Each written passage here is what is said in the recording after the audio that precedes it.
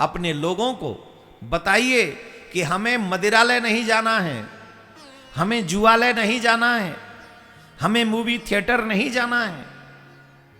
अगर हमें जाना है तो ऐसी जगह पे जाना है जहां से हम भी प्रसन्न हो सके और हम अपने पितरों का भी कल्याण कर सके।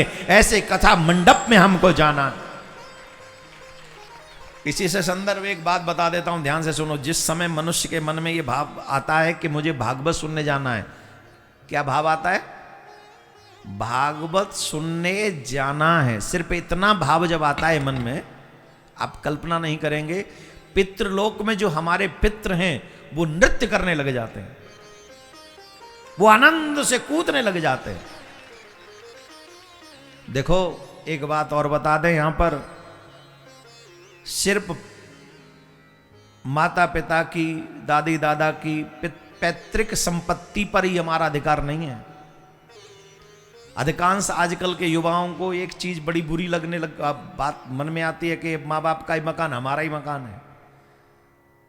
माँ बाप का मकान भी तुम्हारा ही है और माँ बाप का कल्याण करने का जिम्मा भी तुम्हारा ही है। जिनकी संपत्ति तुम लेके बैठे हो उनका कल्याण करने की जिम्मेदारी तुम्हारी है। सिर्फ मालिकाना हक मकान पे ही नहीं है, पुत्र होने के नाते जो हमसे पूर्वज हुए हैं उनका भी कल्याण हो सके, ये जिम्मेदारी भी हमारी है। बोले महाराज ये जिम्मेदारी कैसे निभेगी? कथा पंडाल में बैठो, मर्यादा का पालन करो और अपने पितरों को भी याद कर लो।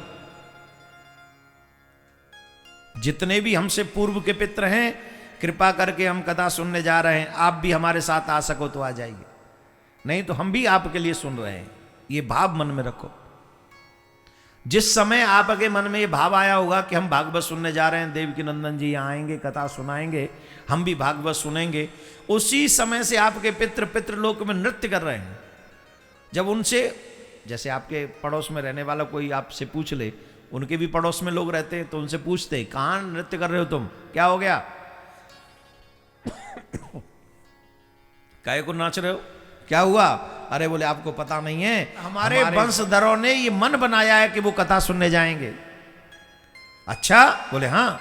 तो जब वो कथा सुनने जाएंगे तो हमारे वंशधर, हमारा भाग्य तो देखो हमने कैसे वंशधर प्राप्त किए हैं जो वो अपना भी कल्याण करेंगे और उनके किए सत्कर्म से कुछ हमें मिलेगा तो हमारी यहां से मुक्ति हो जाएगी।